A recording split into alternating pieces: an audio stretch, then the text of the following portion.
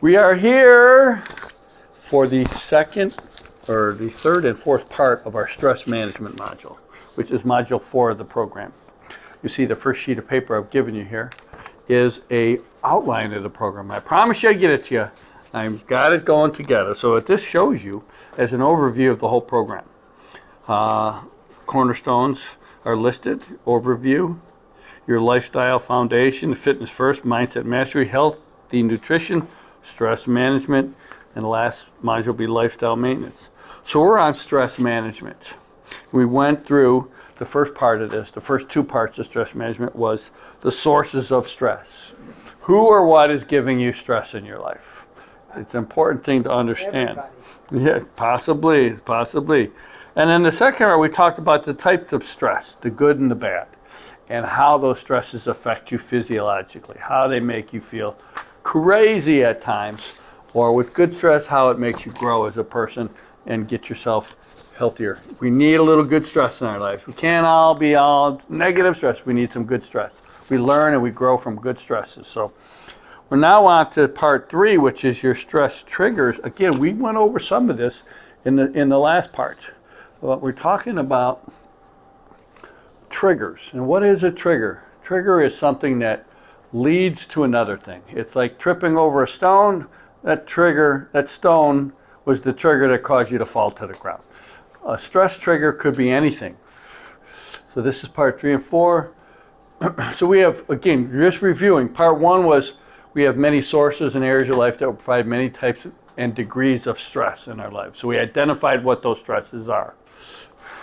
The solution was the stressors worksheet, which we're going to go over again today, which y'all should have had, but I get you an extra copy today. The second part, and here it is. Here's just an example of what you can see in a stressors worksheet. And it was provided so that you can work yourself through it and find out what the stressors are for you, who they are, what they are, so that way you can, once you can identify them, then you can plan for them. Because if they happen to you once, most likely they're coming around again and again and again. So it's important, and the stressors worksheet, which we'll go over, help through that. The second problem was the different types of stress, the good and the bad. Ones that cause you strife and the ones that cause you good. And the solution for that, or the brick, was managing stress module exercise, the next document in there. And I provided it to you now rather than earlier because I want you to go through this after today's class and fill out that. It'll tell you, it'll walk you through, ask you some questions that's going to help you identify the stresses in your life and the stressors in your life. So once you identify them through that worksheet, through the exercises, you're going to be better prepared to set your plan up. So that was the solution, or the brick, in this module. Again, here's the managing stress exercise, just as an example. Have you ever felt so much stress you couldn't think straight? Like something happens, all of a sudden you find yourself, it happened to me last night. I was like, I just couldn't think straight. I was so worried about this and that and other things that I had to get away, get up, walk out, do some exercise, refresh my mind to get myself back. So that's pretty common. It happens to people. Yeah. Do you feel anxious before your first kiss with your partner or your spouse, and why? Well, of course, everybody's nervous. That's good nerve. That's good stress. Mm-hmm. You learn from that. So it's a good example. How did you feel afterwards? Mm-hmm. So these are some simple questions. You saw these, Gene, in the first time we went through the 12-module class. The same questions. I didn't change them because I felt they were pretty good questions. You'll be able to go through that, fill it out, and we'll discuss it the next class. So it's 3. How do you minimize your stress triggers, and what tools can you use to minimize your stress response? Now, we talked briefly about the stress response in the first part. The goal of a stressor is to prevent those stressors from going into an acute stress response, which some people is a panic attack. Other people it's just, I can't think straight. The levels are different for everyone. So it just depends how we stress. So the whole purpose of this program is to prevent a stressor from starting an acute stress response. Let's stop it. Let's nip it, as I say, right there. What can we do? What tools can we put in place to help you learn how to manage those immediate acute stressors that all of a sudden happens so they don't overwhelm you? Again, the solution for that is to implement strategies with tools that reduce your stress response. here was the stress response we talked about in the last part of the module. A stressor appears, whatever it may be. It could be a close friend of yours dies suddenly. It could be a car accident you're in. It could be something. All of a sudden, you're under stress. Do you go in an acute stress response? Do you have the heavy breathing? You go right into the sweating. You go right into can't think straight. All these things. That's an acute, high-level stress response. That's your blood pressure goes up. Your heart rate goes up. Your breathing rate. You're hyperventilating even because it's so much stress you don't know how to handle it. You're not prepared to handle it. And everybody has these in their lives.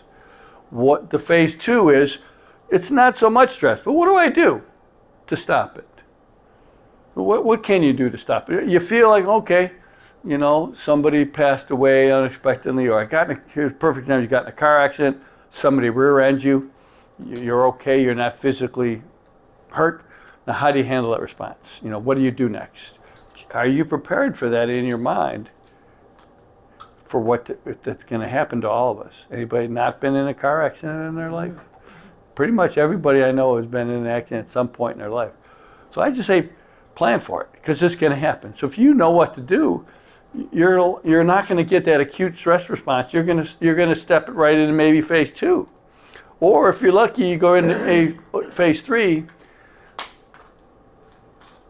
Overwhelm takes over, confusion and/or paralysis. So that is the highest level of response. Acute, you're not so much panicky. Phase 2, what do I do to stop it?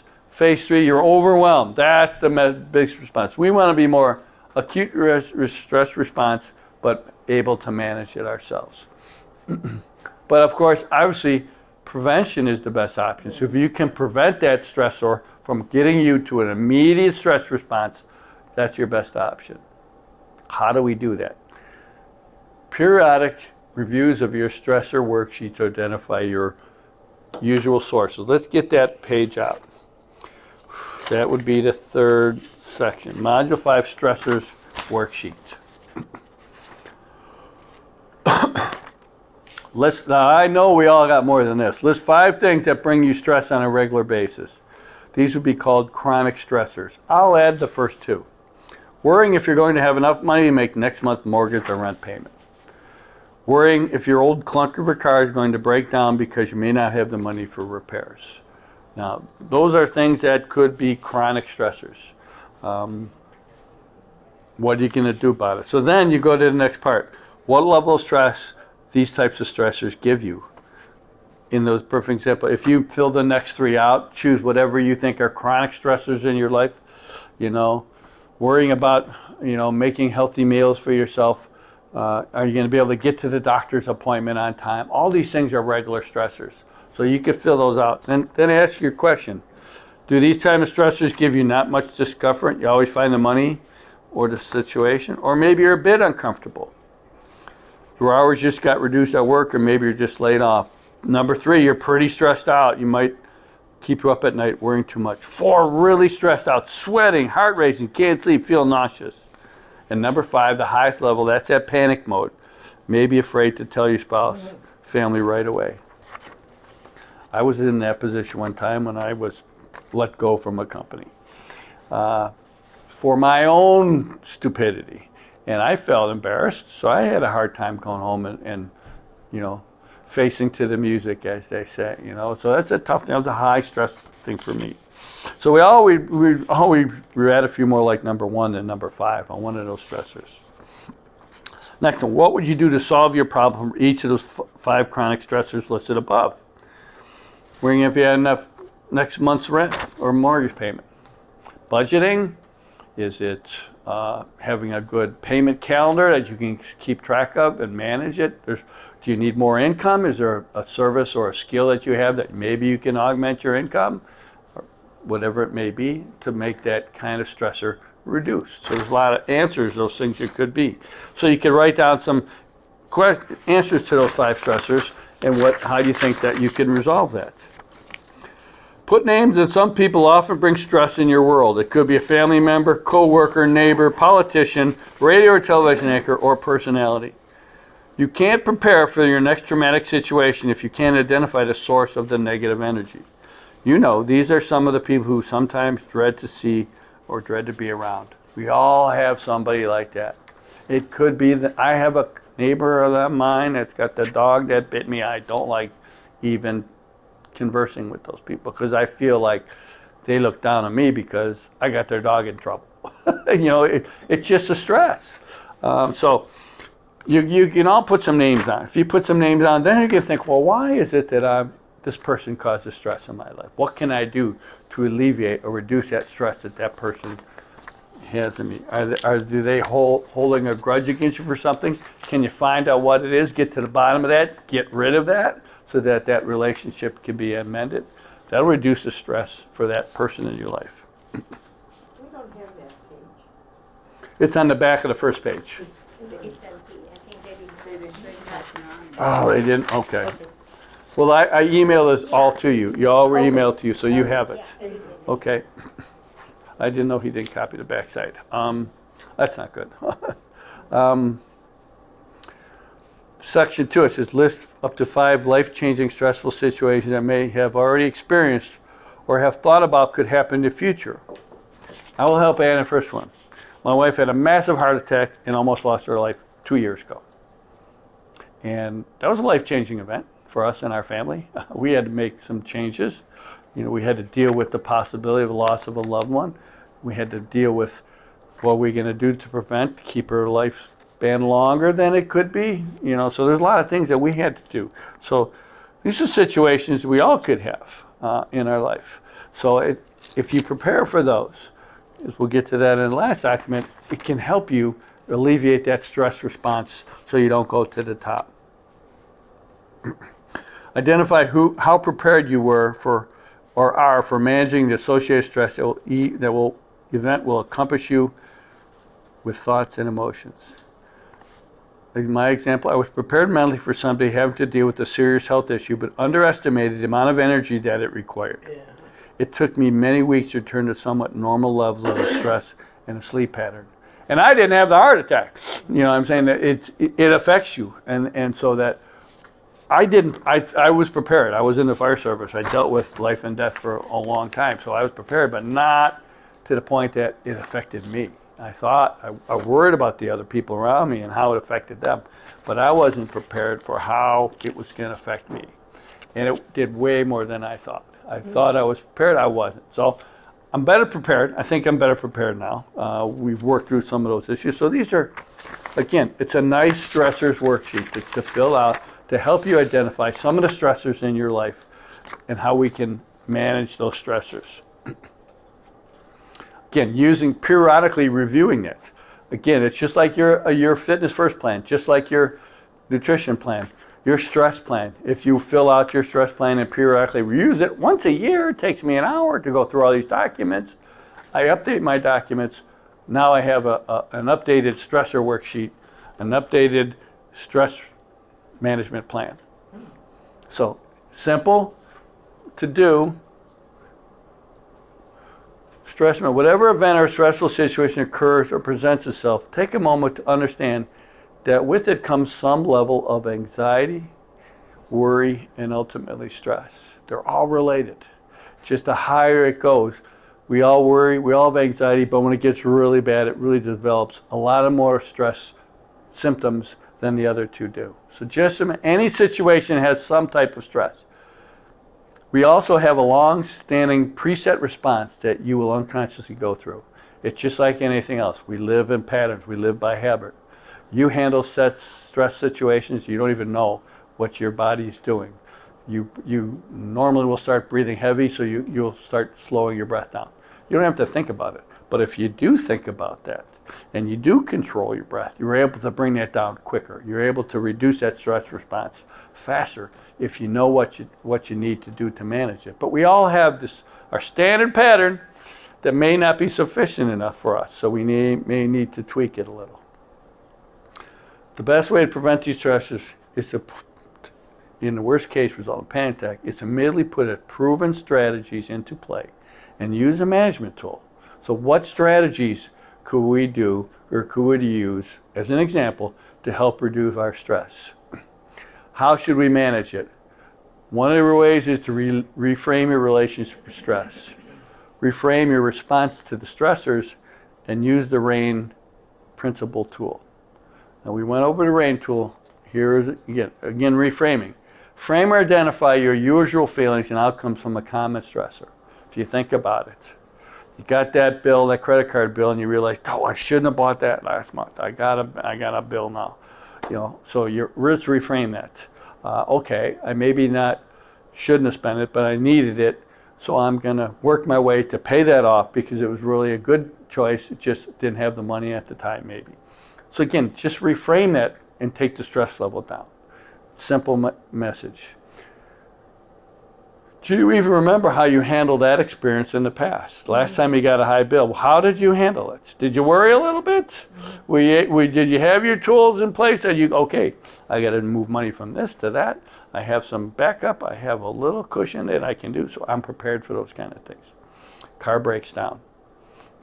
HVAC system at home breaks down. You need to call the repairman in. All of a sudden you get that repair bill. What do we have in place to manage that? By framing and reframing, we purposely choose to change your initial feelings. Remember that you have survived this stress in the past. It hasn't killed you last time. It's not going to probably kill you again, but you're going to try to reduce that stress level so that you get through it quicker and better. So just by reframing it, instead of looking at the negative side of the situation, think of the positive side. You got in a car accident. Well, I got insurance. Okay, I don't have to go out of my pocket. Maybe a little bit for deductible. Maybe it was somebody else's fault. I'll get the car fixed. I may get a new car or a better car to alleviate some stress. So think of the positive parts by reframing the outcome, and rather than the worrying about, oh, I got to deal with it right now. Simple way to do it. Here is the RAIN principle. It's called rein it in, push it away. So reining in the stress. Recognize your feelings for what they are. They're just feelings. You feel bad, you purchase something you maybe shouldn't. Been there, done that. Okay, I feel a little guilty about it. So, okay. Just think, okay, I feel guilty about it. It's okay. Allow and accept them no matter what the pain or the joy they bring. It's okay. It's probably not going to cause you much sleep if you accept the fact, yeah, I probably shouldn't have done that. I'm just going to accept it. I'll try to do better next time. Then think about investigate why you're feeling them. Why do you feel that guilt? Why do you feel that deep pit in your heart, in your soul, that you shouldn't have done it? People are going to be disappointed in me or something like that. Why do you feel that way? And just say, did it ever hurt me in the past? Have I made it to this point in my life without it putting too much damage? You'll get by it. So just think about, why are you feeling bad? You shouldn't really feel that bad. Unless you do it every week, every month, and you think now you've got a pattern that you put in some tools to change that pattern, to change your habits. Nurture yourself, remove judgment, and be okay with it. So, you shouldn't have done it. I'll try to do better. Let's move on. I'm not going to dwell on it. Don't dwell on it. Dwelling is not good. So, a simple rein. Push it away. Push those feelings away. Rein in the stress, push the feelings away. Take those negative feelings and push them aside before they do some damage that you really have a hard time with.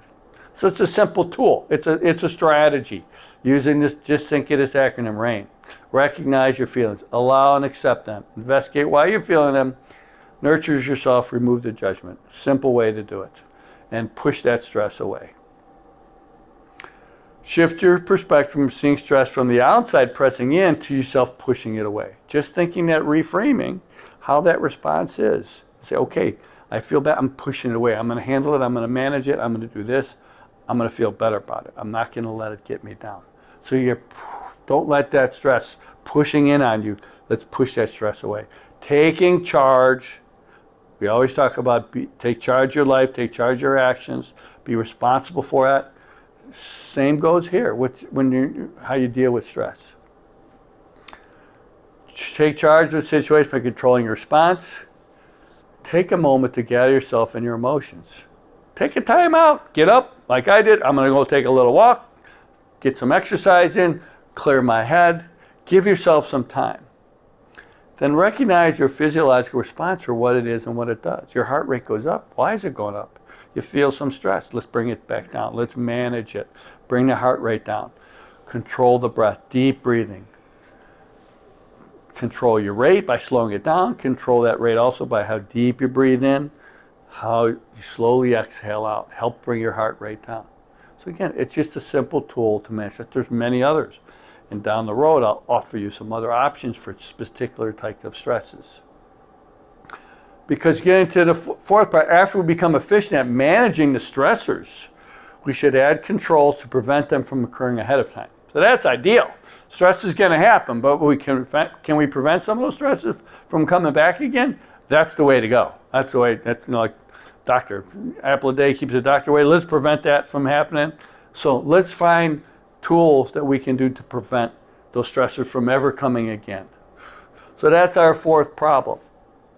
That's our fourth part of our cornerstone, our stress module cornerstone. How we prevent these unnecessary and harmful stressors in our lives. Again, the solution, or that fourth brick, install controls or solutions for common situations that usually become stressors, and reduce or eliminate people or events that always give you stress. Those two things alone, if you go back and you put solutions in for managing the financial situation, example, and you take some of those people that you know are stressors and find a way to either resolve that situation or prevent your exposure to that situation in the future. Maybe you're not going to that family gathering because you know Aunt Jean's gonna be, somebody's gonna be there that is gonna just get under your skin and you're gonna feel bad at the end of the day. We don't want that. We don't need that stress in life. Sometimes it's just a look, it's not even a statement. Oh yeah. Just their mere presence will upset you and get your heart rate up, and they don't have to say a word. You don't even have to look at you. You know they're there. They know they're there just to do that to you. Believe me, a lot of people are like that. Some people don't even realize that they're providing so much stress for someone other.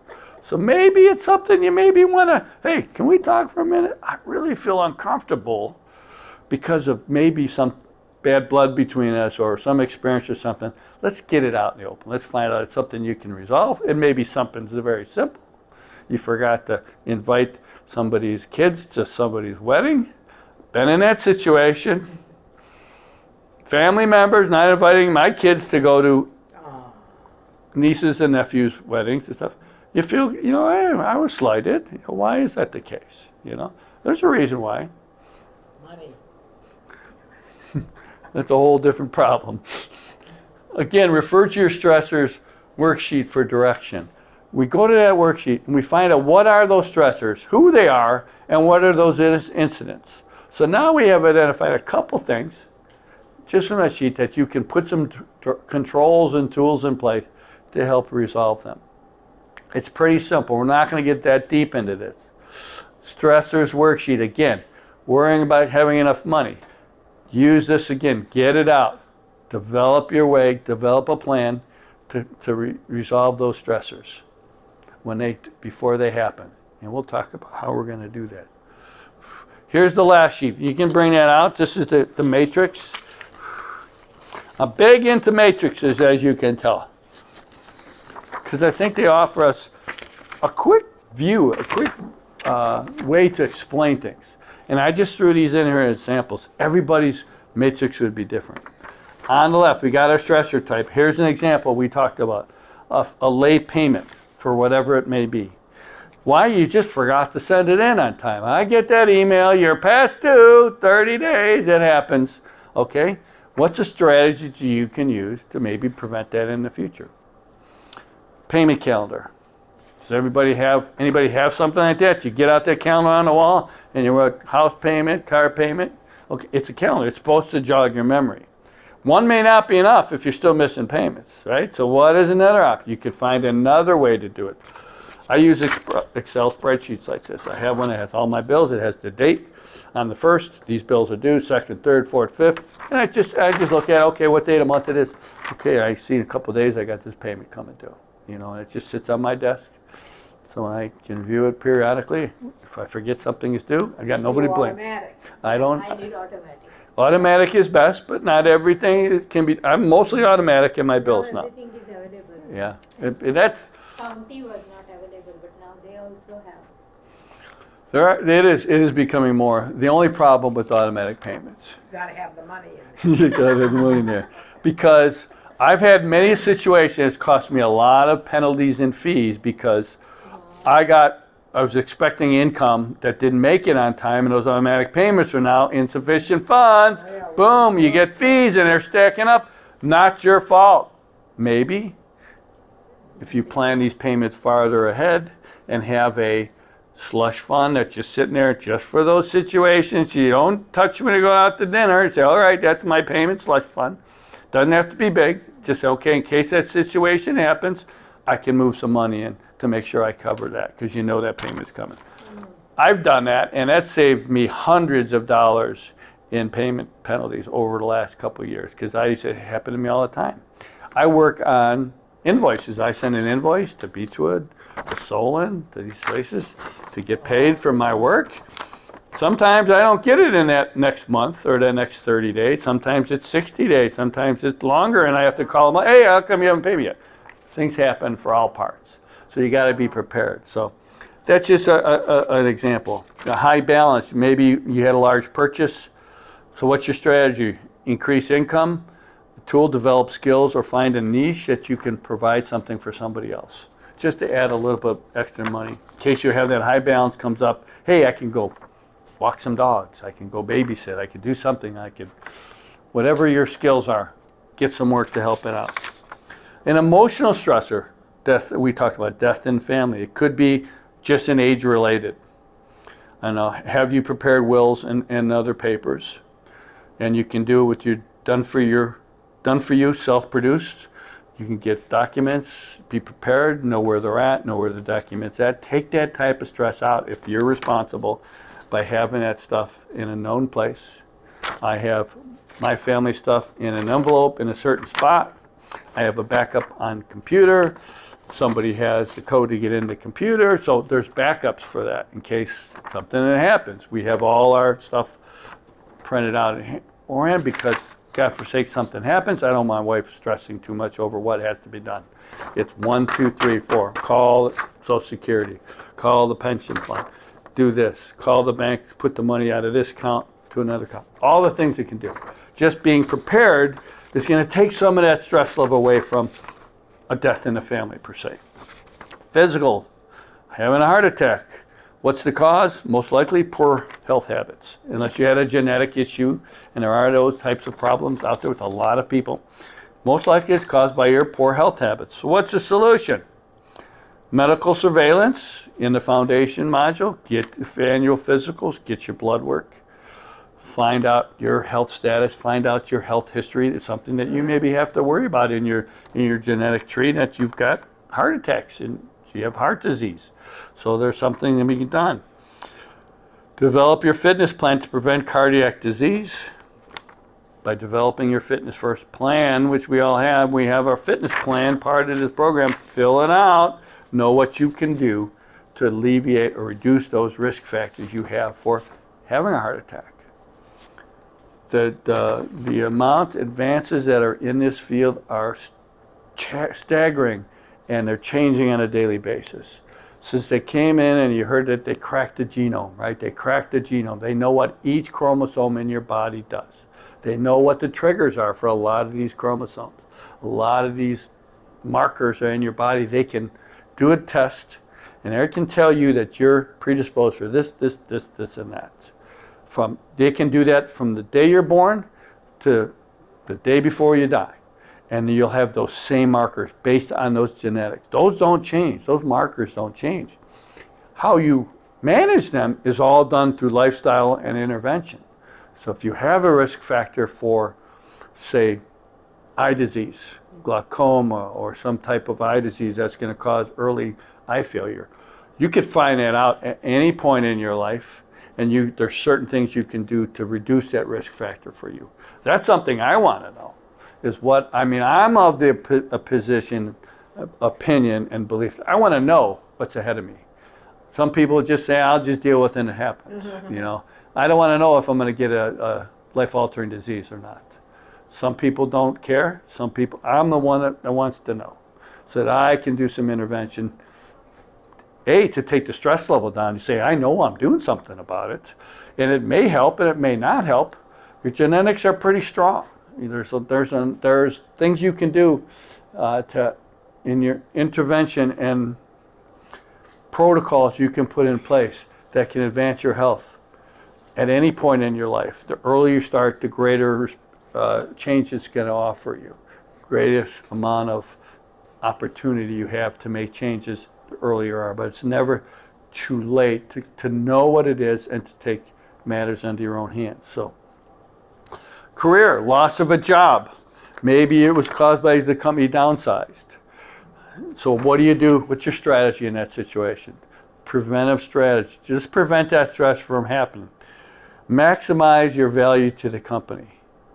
If you're a low-level person, make sure you have the skills of an upper-level person. Go to school, develop new skills, or further your education so your value to the company is more than everybody else in your position.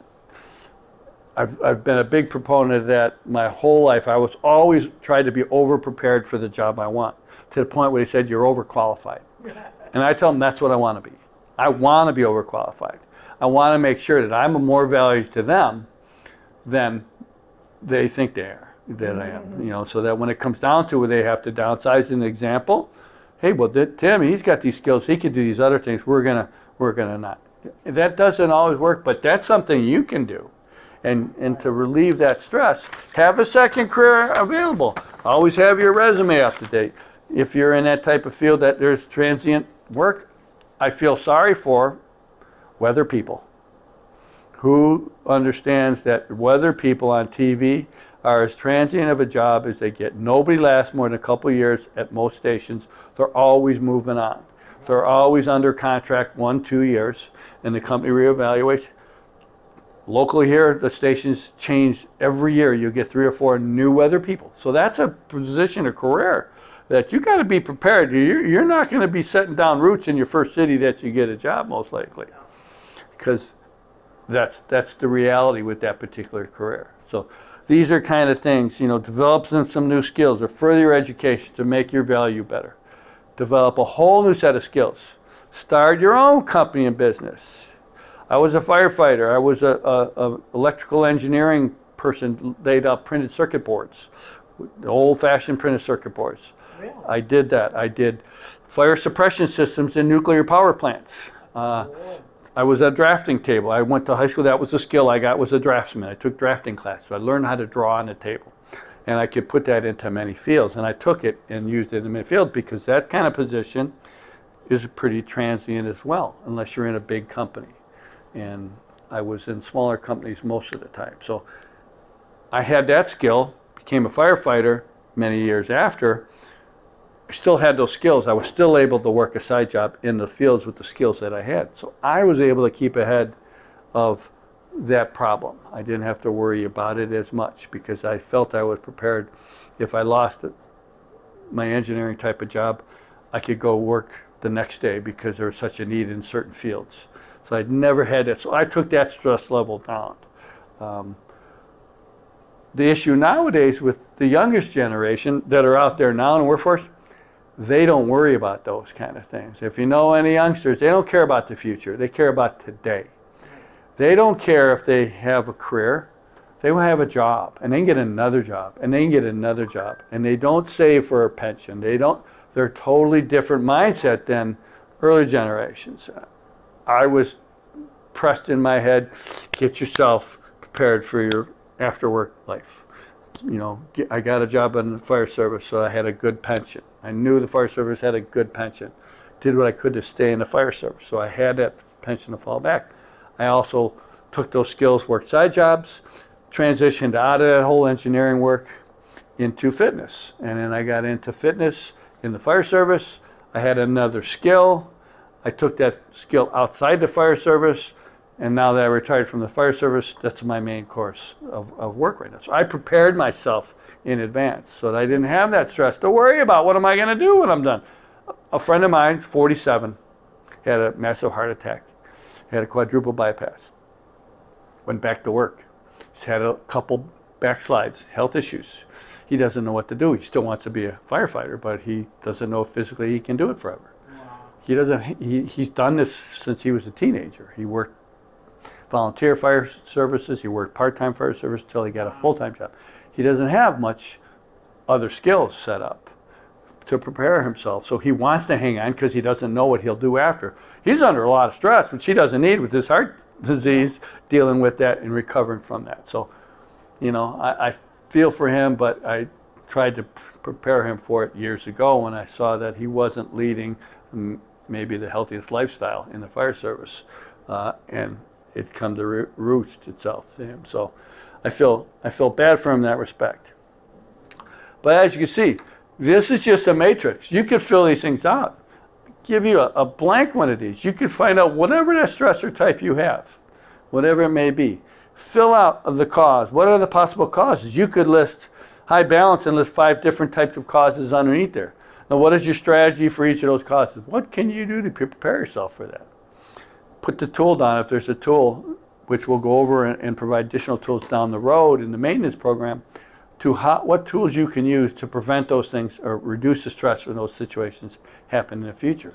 So it's a nice little tool in itself. It's a nice matrix to show you problems and possible solutions so that you can pull it out and you can review it. You don't have to memorize it, but you can just have it in your little book just in case something happens. You want to know how you're going to handle it.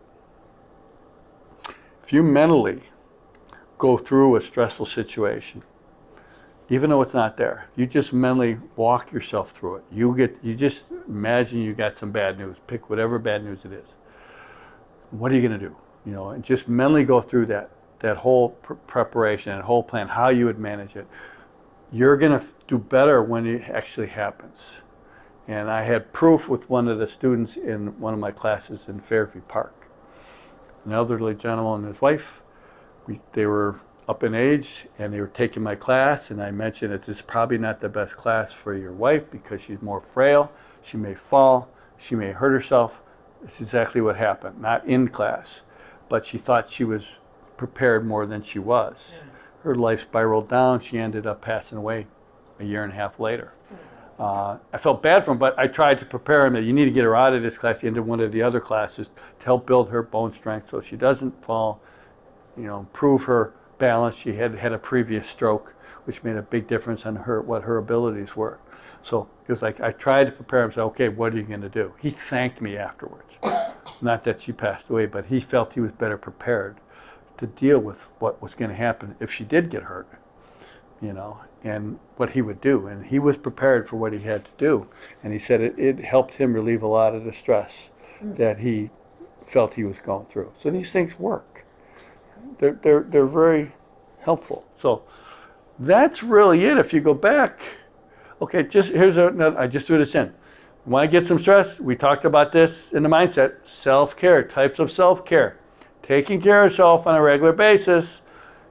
Emotional self-care, practical, physical, mental, social, spiritual self-care. Giving yourself time to heal, giving yourself time to relax, take the stress out of your life with self-care. Here's a checklist I put in. Go for a walk, paint your nails, take a long bath. These are all things you can do for yourself to help relieve stress. If I'm under stress, I take a walk and I exercise. I take a walk and I exercise. That helps me get that initial burst of angst out of me so I can better handle that stress. There's all different kinds of things you can do to help you with stress. Close your eyes and breathe deeply for just 1 minute. You'd be surprised how good that is to take the stress level down a few notches, just breathing. Did we get that sheet? Which sheet? The self-care? You got it. We got this last time. Oh, that's And remember, when we're all done with this class, you're going to get an email with a whole bunch of stuff. All the forms and all the documents, again, just in case you don't have them. Oh, that's So you'll get it all out. You'll get it all sent to you so that it'll be a review of the whole class. So that you'll have these documents. Because I know people don't print things out, don't have copiers, don't have printers. I'll for a few pennies, whatever the case for me, if I have to print some out or go to one of those printing places. I'll print some out for people and put them in a booklet. They print it Yeah. for us. They printed these for us, but I'm going to have it's going to be this, you figure since this whole class we've been going through, there's a lot of documents, there's a lot of stuff I've offered that just used to your benefit to help develop that lifestyle that we're all hoping for. So, whew. That being said, I'll open the floor for some great questions. Stress. You mentioned that we have to go through that rain. We go through that, Right. but still, in spite of that, middle of the night, we just remembered what mistake we did a few years back. It just blows And in. it feels as if it happened now. Right. So what do you do? What I do most of the time, I brood on something for a little bit. Then I just do sit down and do chanting. Right. That is the only thing I can find that it is diverting my mind. At times you don't sleep. I mean, you are just awake. Well, I happen to me. I'll wake up, use the restroom, and something pop in my head, and I'm not going back to sleep. Or I just get I up, am not going back to drink sleep. some tea or coffee and Yeah, sit down so- and do something. Just know what works. To sit there and I gotta go back to sleep. You're not gonna go back to sleep. No, Well, get up. Don't start the vacuum cleaner up in the middle of the night because No. that wakes people up. But just find a way for you to manage that initial hit of stress. Okay, okay, I shouldn't be that upset about this. It happened a long time ago. Why is it cruel in the back of my head? You know why? Why? Because you probably hadn't resolved the issue in the first place. It's still not It's resolved. unresolved issue that keeps bringing itself up. I get dreams from back in high school when I had fights with different people, and they still come back in my head. Yeah. They still come back in my head. And it's like, why? It's an unresolved issue that I've never dealt with. I had one recently. It was as clear as a color TV set what was going on in my mind. And I had a chance to sit and actually watch from above in my dream and understand why this happened. So now I was able to make a phone call and resolve some issues. I try to reach out once a month to somebody I haven't talked to in a long time. Get a hold of them, talk to them. Say, hey, how you doing? I want to touch base with you. I haven't seen you in years, whatever. Maybe a reunion or this or that or something. Maybe they don't go to reunions or whatever the case. Just have a short conversation. You'd be surprised what benefits you get out of one of those conversations. You get a lot, and they get a lot. They'll say, hey, that person, thanks for the call. They're going to be so appreciative if you reach out once a month, once a week, whatever you can. Just reach out to somebody you haven't talked to in a while. I don't see my 5 siblings as often as I should. We all live different parts of the area, so I need to reach out more and talk to my siblings more than I do, just to help some of those issues. It's all different, but it's a process. It's a process. It's learning those tools. Find a strategy and a tool to manage that midnight crisis that comes in your head. What's your solution? What's your way to do it? Nice cup of hot chocolate for me. Get up. Go read something that's going to put me to sleep. So, one of those boring things that's going to occupy your brain. Sip a cups of hot chocolate, and before I know it, my mind is back off that thing. And that's all it takes, is shifting that mindset, getting you off that thing that's back there in your head that's causing you grief. Start TV sometimes. Whatever. And that makes me sleep. Yeah, whatever it is. Everybody has different ways Not to the cope news, with these. though. Not the news. Something Yeah, on yeah. NPR. Yeah, oh, there's Or some of those stupid episodes. if you got a cable TV, they all got music channels. You can pick any kind of music channel you want. They're everything from country to Latin music to everything in between. So you can find a music channel to put on in the background. But occupying your mind can be done with smell, hearing, taste. Just to occupy the mind to get you off that thing. Practicing that single focus stuff we talked about, to focusing on your breath. If you take all the energy and focus on your breath, then feel for your heart beating in your chest. You can do it. If you breathe, you can feel your heart beating. If you take that internal, you should feel it, and you can count your heartbeats, and just count your heartbeats. I don't have to count sheep. Just count your heartbeats, and you just focus on that, you'll find yourself, at least worked for me, dozing off pretty quick. The breath, she knows when I teach an exercise class, a yoga class, a chair yoga class, I'm breathing deep. I'm almost falling asleep pretty quick because I'm so trained with my controlling my breath, to focusing my mindset, focusing what's in my mind, eliminating all the clutter, and then your brain will shut off. And it's a skill, you know, and you lose it, and you have to find a new way to get that skill back in, you know. So it's just all a managing it. So, other questions? None? Okay, we have another class, just a review of these 3 and 4 of the 4 chapters. Next month. Next month, yes. It will be on I don't know whether we have. Are those the last two? 11/6, yes, 11/6. November 6th is a review of parts 3 and 4 of all 4 of the modules. It's just going to be a quick review, boom, boom, boom.